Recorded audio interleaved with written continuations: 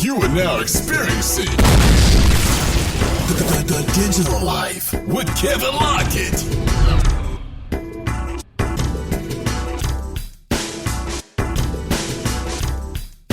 Hey everybody, welcome to the Digital Life. I am your host, Kevin Lockett. Now today is my very first podcast. Yay! You're the man, I know! I'm so wonderful. Okay, so this is my very first podcast, and so I'm going to have a lot of fun with it. So let me tell you a little bit about myself. By day, I'm a social media guy. I teach social media. I help people with social media campaigns. I've been doing this since 2008. But my real passion in life is popular culture. I was that kid who used to wake up every Sunday morning to write down Casey Kasem's top 40 from 40 to 1. And in fact, if I missed one, like if I had 39 to 1, I was done for the rest of the day. And my mom would say, "What's wrong with you?" It's like, "I missed number 40. And she said, "Get yourself together. Let's go to grandma's house." But I was that kid. I'm so consumed by it. Yeah, I watch Glee. I watch the NFL. I'm listening to podcasts. I'm listening to radio. I do all this stuff because it's like breathing to me. Which brings me to my first guest today, Leah Haslage. And Leah is a host on TV 20, which is the city of Cleveland's TV station. It's real cool. Now, the reason she's my first guest was the fact that Leah is like my pop culture wifey. You know how you have that office wife or office husband where they're not just spouse, but you get along really well? That's Leah to me. She's like my pop culture female equivalent in Cleveland. She's a great media host. She has a wonderful story. So without further ado, let's talk to my pop culture wifey, Leah Haslage. Okay, everybody, we're talking to the lovely Leah. Leah, how are you doing today? Hello, thank you for having me. Well, this is a very groundbreaking episode because it's not only episode number 1, but it's the first time that you and I actually chatted, and it's completely my fault. I know. This is your very first episode? This is my very first episode. I love being the first, Kevin. I'm sure you do. I apologize. You know, it sounds kind of strange because you and I have always Facebooked each other and we tweet each other. I know. And you've tried constantly to get me to Cleveland, and I've been here in Akron doing God knows what. Yeah, what do you do in Akron? You know what? Akron. I'm in Cleveland. There's no excuse necessary. There's no excuse for me not being in Cleveland when you've invited me. But I promise, as the temperature is becoming warmer and warmer, I shall be up there a little bit more often than I have in the past few months. Perfect. I did like the day that you thought you saw me. So like another dude. Oh my gosh. I was at Southside in Tremont, which is one of my favorite Cleveland restaurants. And I was up there with just a friend of mine from high school. And I swear I thought it was you next to me. And I go, "Kevin?" And the guy goes, "Yeah." And pretended like he was you. And I was like, but the whole time I'm like, I don't think this really is Kevin. And so that's why I had to tweet you.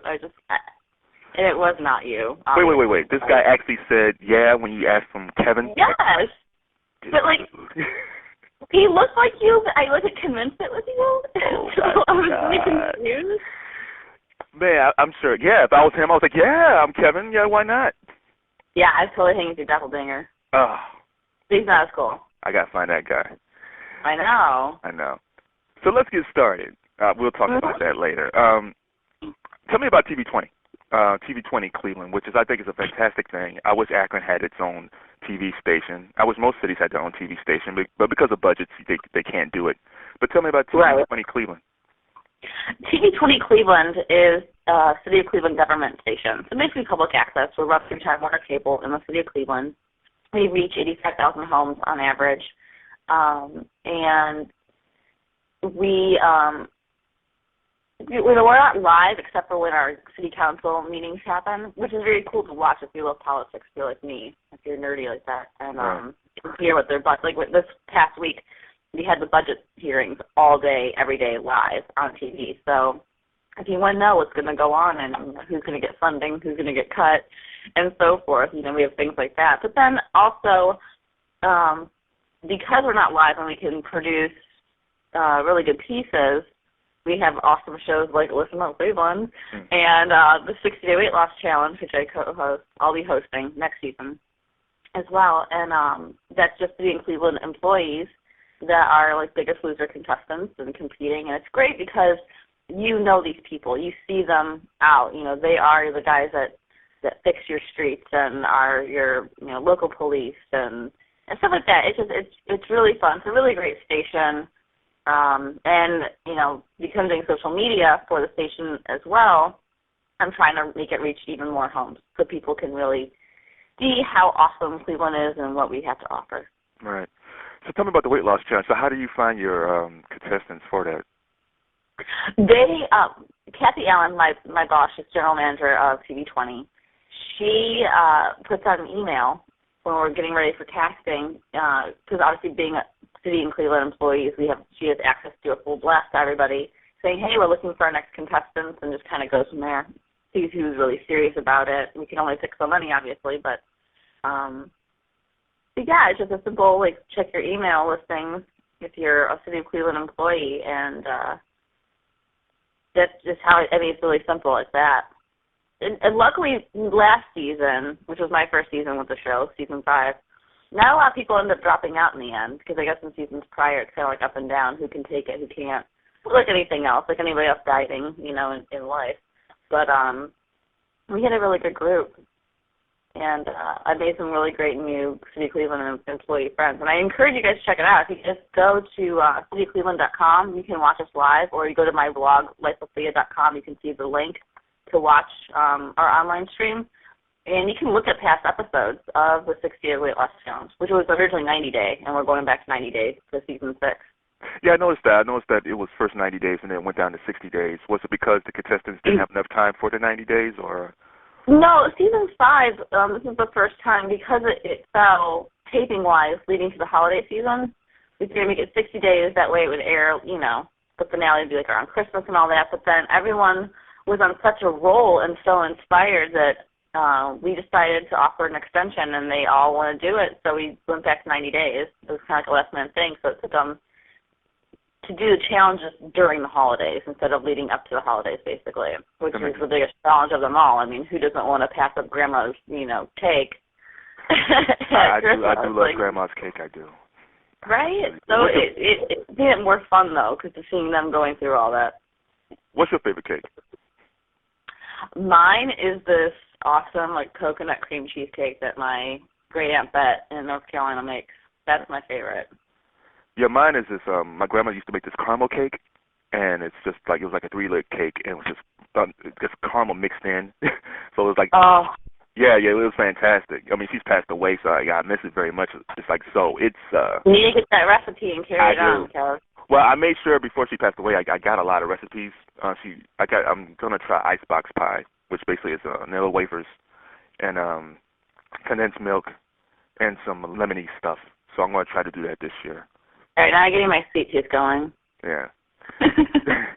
So with the weight loss challenge, what was the most weight lost in your season? Ron Gerard won it, and he lost 38.6 pounds. Wow, that's amazing. In the second place, John Verhouse, they were neck and neck the entire season. They had a good, healthy competition going. It was fun to see them every week. Who's gonna win it? And John had lost 38. So literally, Ron beat him by 0.6. So would it be a betting line at the Horseshoe Casino? It's like a bet on people who will lose the most weight? If you had something at home, that would be fun and fine. I cannot promote gambling. I know. I'm just trying to help the economy. That's all I'm trying to do. Exactly, right? But I think it'd be fun, though. Having a watch party would be awesome. It would be awesome. So how did you get involved with TV20 Cleveland? I was going to school at Ohio Center for Broadcasting in the end of 2011, and my dear friend Rudy Patrick Longbrake, who freelanced for TV20 for years as a cameraman and editor, knew of an opening. They were looking for a new host and reporter that would freelance. So he recommended me, and I submitted my stuff to my now boss, Kathy Allen, and she loved it.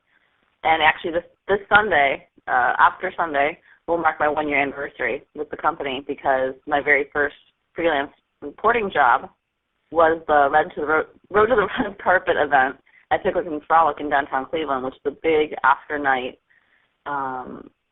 event that the proceeds from the tickets go towards the Cleveland Film Commission.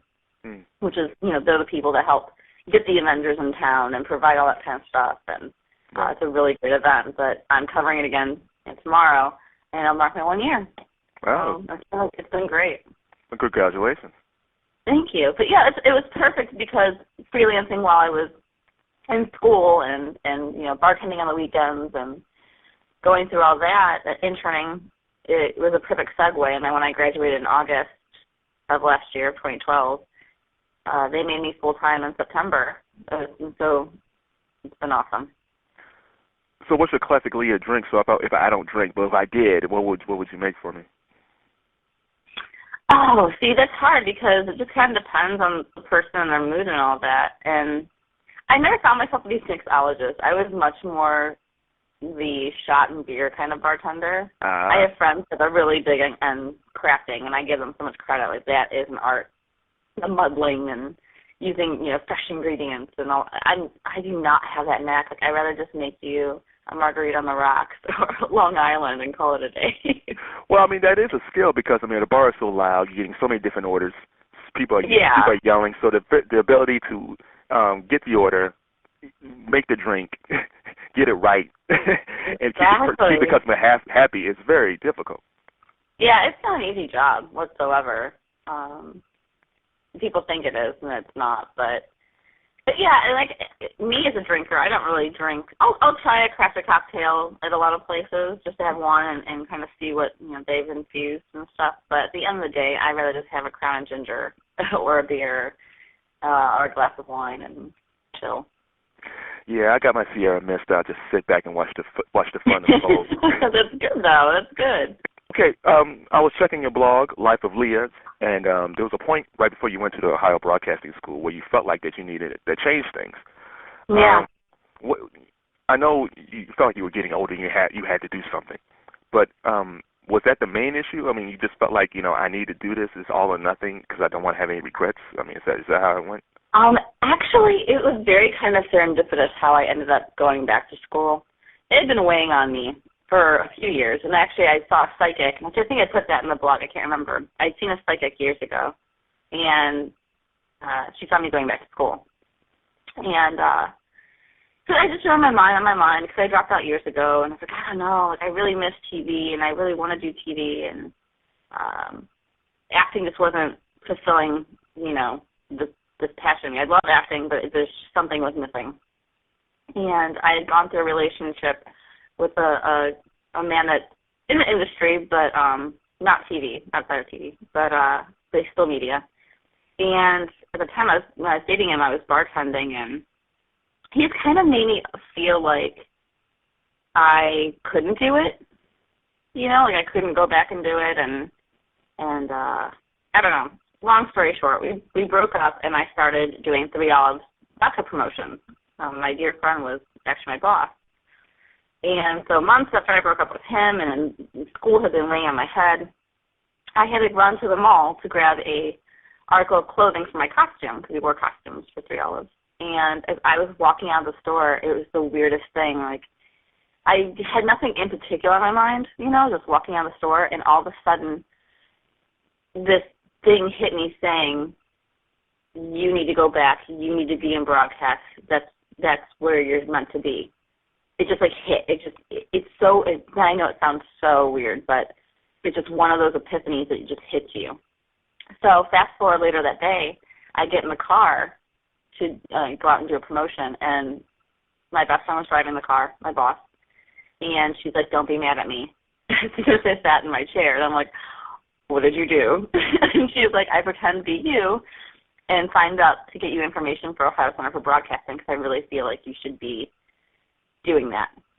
And I was like, that's the weirdest thing ever, Jess, because literally this morning I had this premonition, and to get the info, I toured it, and it just felt right. And it's like one of those things where when you fall into the right place where you're meant to be in life, it's like this domino effect.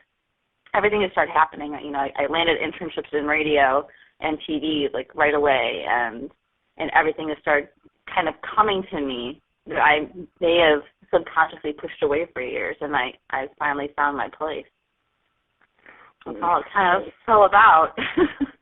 So why did you push it away? Because you're pretty.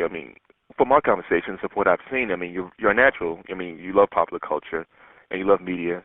So it seems like a perfect fit. Why did you push it away? Because it seems like, because I totally understand. I totally get it. But why did you push it away? The thing is, like, years ago, I grew up, when I was a kid, I did not like playing teacher and doctor. I played Oprah and Murphy Brown. Like, I would interview my mom at the kitchen table. It's been in me forever. I also did theater, and I loved acting. I really wanted to, you know, be an actor, not be myself, and all this stuff. But, you know, throughout the years, like in high school, I did the morning show, WVSH, and then in my first round of college, I went to Tri-C. I went in originally as a journalism major with a minor in theater and poli-sci. But my journalism professors there just turned me off so much from journalism. They were the old, stodgy women still don't belong type, and I wasn't really learning from them, so it kept pushing me away in that sense, kept turning me off, and I fell into theater, and I fell in love with theater even more than I, you know, grew up having.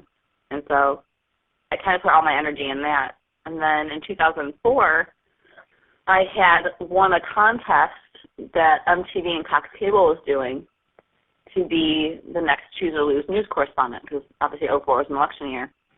And so I won it.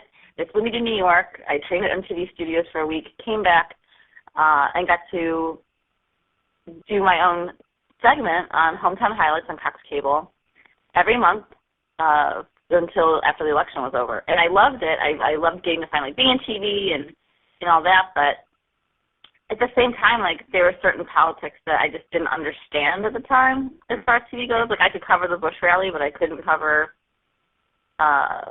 who was at the time, Kerry.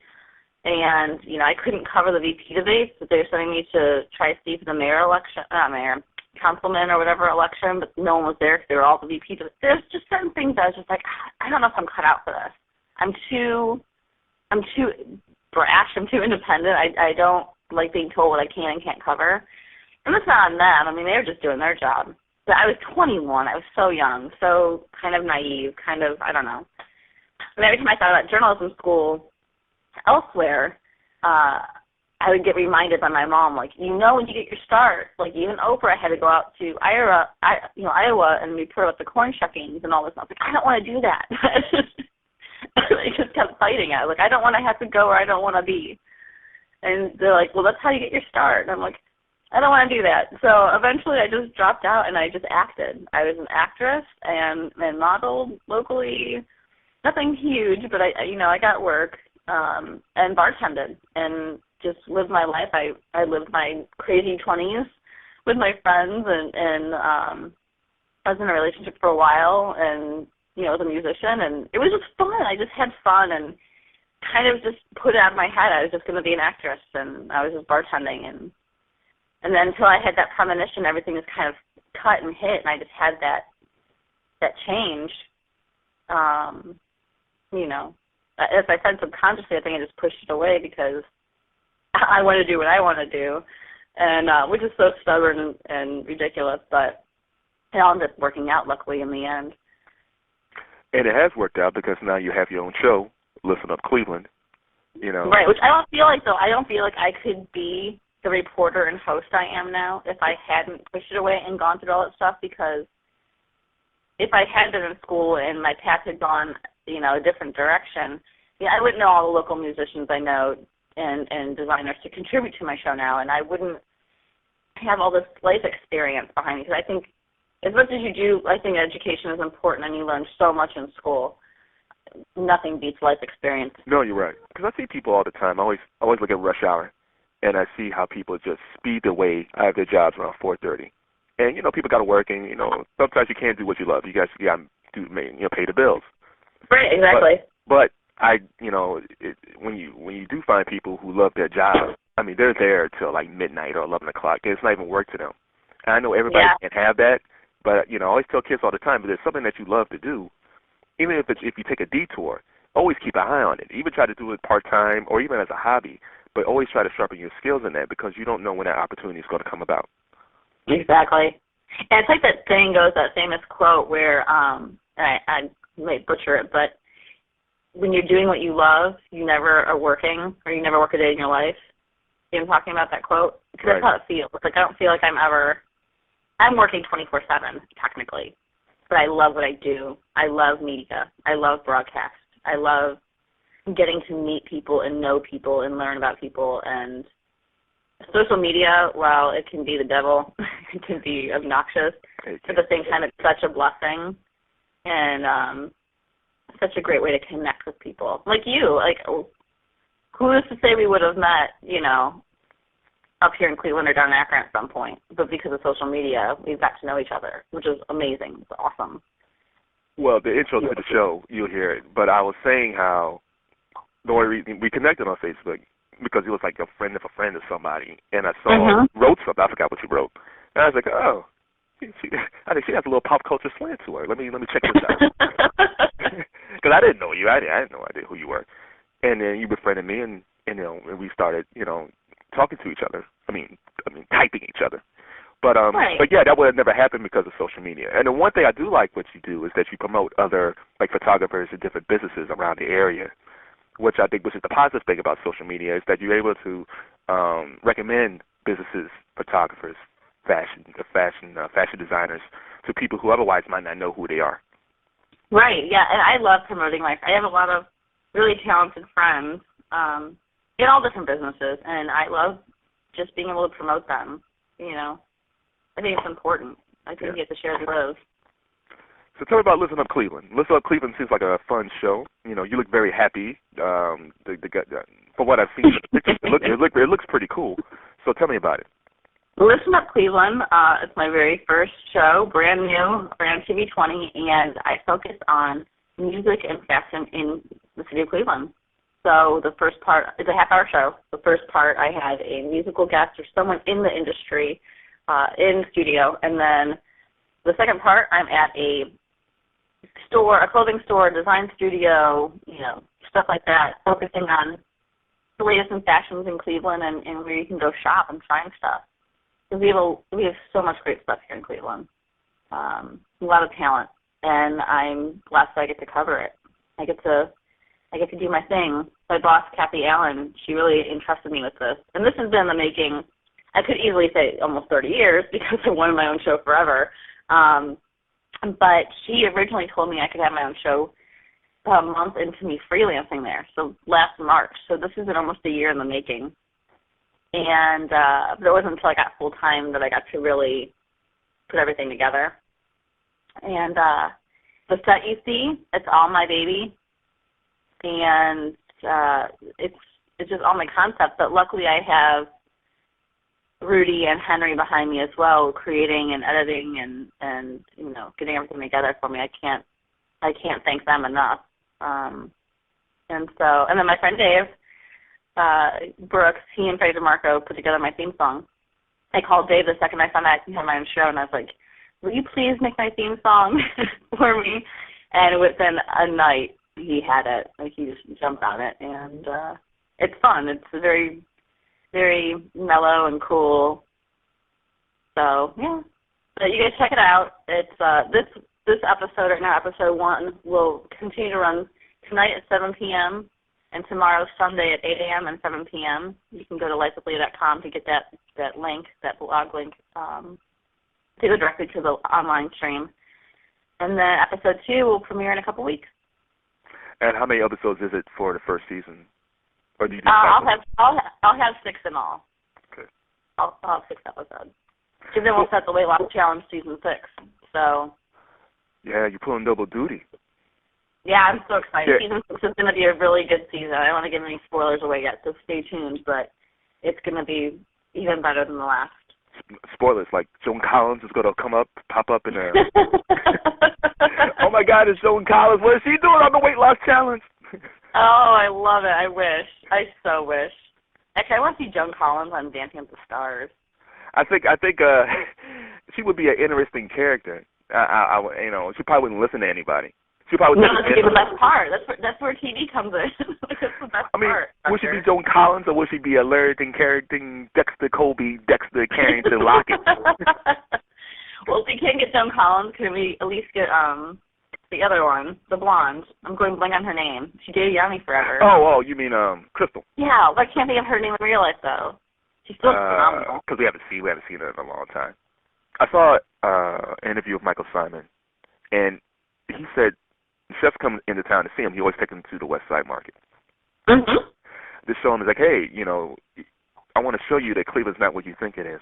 What makes Cleveland special?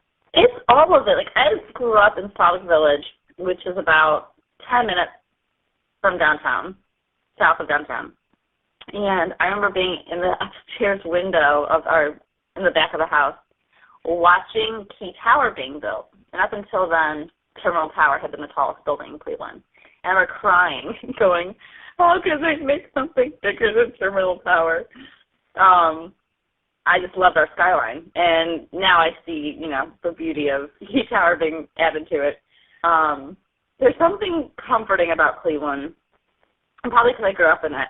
But there's so many, independent restaurants, and we're such hard workers. Like, I grew up by the steel mills, so I saw when Steelyard wasn't the shopping centers and all that it is now. It really was, all the steel workers and LTD and all that. Like, I feel like Cleveland is just so raw. And clearly we're loyalists because we're Browns fans. I mean, it doesn't get more loyal than that. I'm pretty loyal.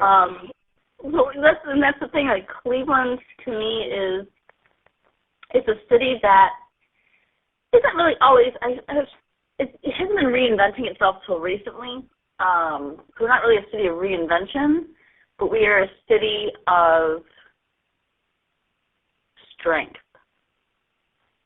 We've gone through the ups and downs. We've gone through being called a mistake on the lake. But it's home. It's our roots. And things like the West Side Market, which has been around for 100 years now and has provided so much in food for our city and for the people. It supplies up for many of the independent restaurants that we eat at.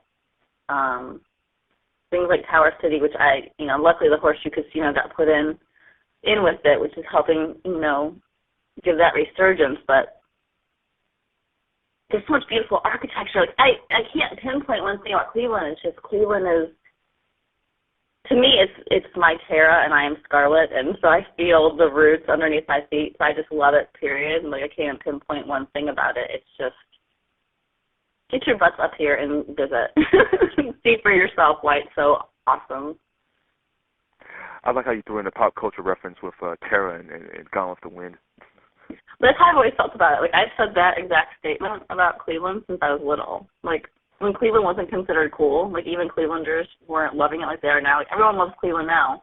But I remember, 20 years ago, when everyone was dissing Cleveland, like, wanted to leave, and they couldn't wait to get out, and it was just gritty and blah, blah, blah. I loved Cleveland when Cleveland wasn't cool. And I'm so happy to see that everyone loves it the way they should and do now. But I always said since I was little that I always identify as Scarlett O'Hara in that sense. And Gone with the Wind, which is my favorite movie of all time, that and Forrest Gump. But I felt like my Terra is Cleveland. I left it. I moved to New York City in 2006. I had an opportunity to move with a girlfriend of mine. So on a whim, I just up and moved for 3 months there. And I missed Cleveland the whole time. And this is before Cleveland really started becoming what it is now, right before it. I remember walking around New York City and going through all the gift shops and seeing all the I Heart New York stuff and all that, and just going, why don't we have this in Cleveland? We East Siders won't go West Side, and West Siders won't go East Side, just like here in New York. People live South that want to go downtown doesn't want to go South, just like in Manhattan. And screw Empire State Building, our Terminal Tower is gorgeous and important. And so I had made a promise to myself that when I moved back, because I knew like a month into being in New York City, I was not meant to stay in New York City. I missed my Cleveland too much. And I made a promise to myself that when I came back, even though I knew Cleveland, like I thought like the back of my hand, I was going to make sure I knew it, and I was just going to develop myself into it. And then ironically enough, when I moved back, I went back to bartending and acting, and I started falling into everything without even trying. I ended up, working for the cab and like Gary Monsters and doing presentation, which then led to me arena hosting for the Gladiators. I started working at the Rock and Roll Hall of Fame Museum and membership. I started acting as a patient for year 1 and 2 medical students at Cleveland Clinic. So without even really trying, that thought I had in New York where I was going to envelop myself actually ended up happening, where I started working for pretty much everything in Cleveland and getting to see how Cleveland redeveloped and revamped and became everything I wanted it to be when I was walking through those New York City gift shops going, why don't we have all these T-shirts that say, I heart Cleveland, I love Cleveland? And now we do. And stay tuned for episode 4 of Listen Up Cleveland, where I show you Cleveland Clothing Company. I don't know. I love Cleveland, and I knew I was meant to be here. And that's why it's kind of like the cherry on top where I'm working for the city of Cleveland government now as a reporter. I'm doing what I love, and I'm doing it for the city. So it's kind of like everything came full circle. Well, being from Akron, the one thing I always loved about Cleveland, there's 3 sports teams. You have theater. You have cool places to eat. I mean, it's not as bad as people make it out to be. And usually when people say that, it's like they've never been to Cleveland. Like they go by the mistake on the lake. They go by, maybe they were in town for a second, it was raining or it was gray. I mean, yeah, I love sunshine. I hate the gray. I hate the gray of Ohio. I love sun. I think the wintertime depresses me because I love the sun so much. However, the summertime and the springtime in Cleveland is just fantastic. I mean, and I don't think people really give it the credit it deserves. And again, yeah, they had to rebuild. You know, it was a slow rebuild. It's a slow build, and it's still rebuilding. But still, like, I think when people do spend time in this area, and I'm going to include Akron in this too, when they do spend time in Northeast Ohio, they get a sense of, you know what, it's not really a bad place. It's a good place to raise a family. You know, there's things to do. Yeah, it's not New York. It's not Miami. It's not, you know, it's not L.A., but what is? You know, we have a lot more in this area that people give us credit for. You know, it's just I don't think people just, they don't give it a chance. Yeah, I kind of like that we're underrated though because it keeps my rent down. But the thing with the gray skies, yeah, it sucks. I hate winter. If you're a winter fan though, there's so much to do in Cleveland. There's Brandywine, there's skiing. If you are a winter fan, I'm not. But I will take our winters over the earthquakes of Cali and the constant hurricane watches of Florida, and you know, there's some positive to it, and it makes you appreciate the spring summers here more when you can go to the Metro Park. I mean, our Metro Park system is beyond one of the coolest things ever. There's so much you can do, hiking, biking, all of it. And you had mentioned our restaurants. Our restaurants, Cleveland was listed in the top 3 with Travel Major Magazine for both theaters and our restaurants, both of them.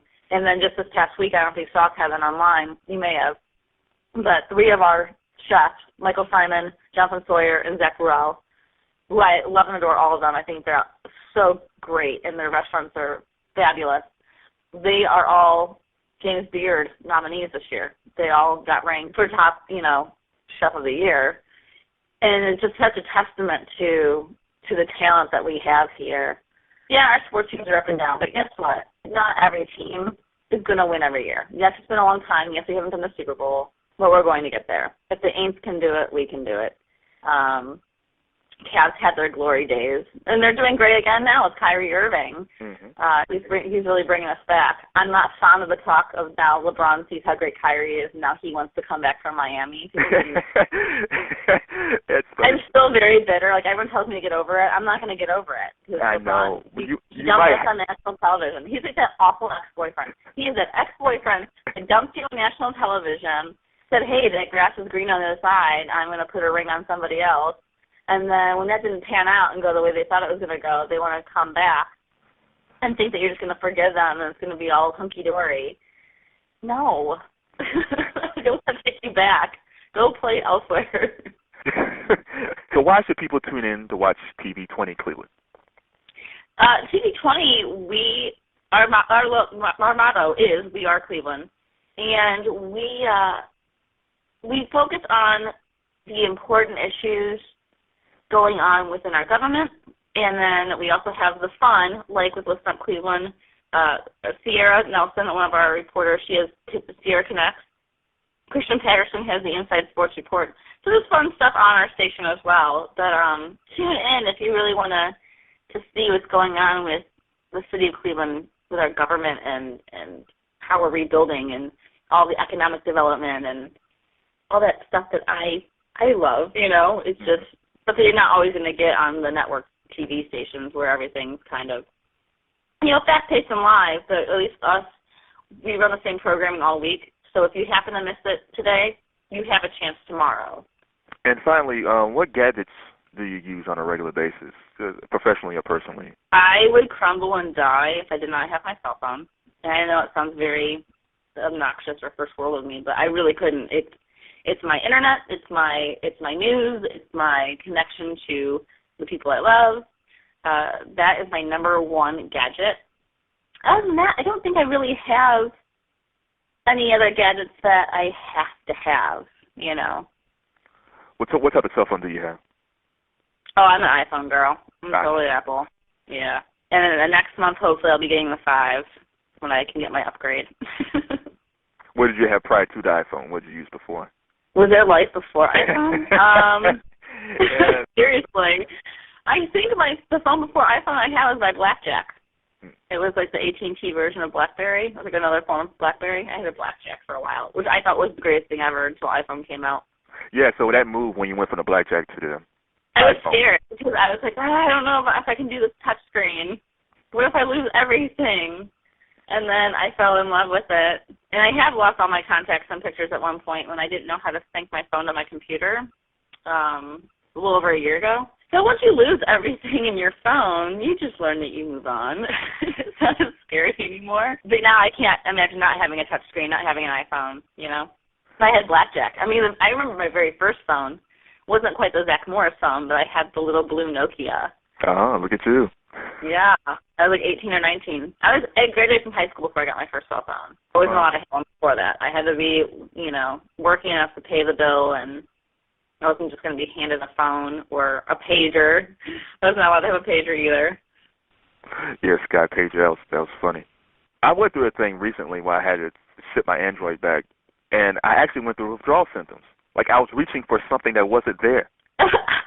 Because you know me, because I'm constantly tweeting about stuff or looking up at Yeah. So I was like, let me tweet this. And I'll reach for something, and it's like, there's nothing but air. And I had. Do you ever go, where's my phone, and it's in your hand the whole time? Because I've done it so many times, it's sick. No, I'm not that bad. I put my phone. Where is my phone? It's in my hand. Like I think my phone is actually becoming melded into my palm. Like I think it's part of me now. See, that's why I need to come to Cleveland and look at your hand, because it probably is a big imprint with a big eye on it. It is. It is. All right, Leah. Well, thank you for the conversation. Thank you, Kevin. I've had so much fun doing this. I did too. Ladies and gentlemen, I do promise that I will be going to Cleveland more often in the springtime and the summer. So tweet me at Kevin Lockett and ask me did I keep my promise. I will hold you to it. I'm sure you will. You have to see my Drake impression in person. Yeah, ladies and gentlemen, she promised me that she would do a Drake impersonation. Now, yeah, it's my Christmas present to him. It's my Christmas present to me, which is kind of interesting and scary at the same time. But I will let you know how that actually turned out. Maybe we'll videotape it. We should. I can embarrass myself for your show. All right. Well, thanks a lot, Leah. Thanks, Kevin. Bye, guys. That was pretty cool, right? I'd like to thank my very first guest, Leah Haslage, for being on The Digital Life with Kevin Lockett. Now, the funny thing is, in the middle of our conversation, Leah asked me, I have a pop culture question for you. And we talked about pop culture for 45 minutes. And it was so good, there will be a part 2 of this down the road. We went back and forth on everything, LeBron, and you heard a little bit of the Joan Collins thing. It's just real cool. So I enjoy talking to Leah. If you want to learn more about TV20 Cleveland, check out their Facebook page. If you want to learn more about Leah, check out her blog, Life of Leah, which basically is like the Lake Erie version of Sex and the City because there's music and fashion, and she talks about her life. Is really cool from a female perspective of what women go through in the media world. All right. So if you want to connect with me, reach out to me at Kevin Lockett. That's KevinLockett on Twitter. Check out my pop culture blog, soul88.com. And you can check out my social media stuff at kevinlockett.com. That's KevinLockett.com. Now I want to leave a question with you. As you can tell, Leah loves the city of Cleveland. She's like the ambassador of Cleveland. reach out to me on Twitter or make a comment below and tell me what makes your city so special. If you're going on Twitter, use hashtag #MyCity. That's hashtag #MyCity. And tell me what makes your city so special. So reach out to me. I'm Kevin Lockett. This is The Digital Life. I'm out. The Digital Life with Kevin Lockett.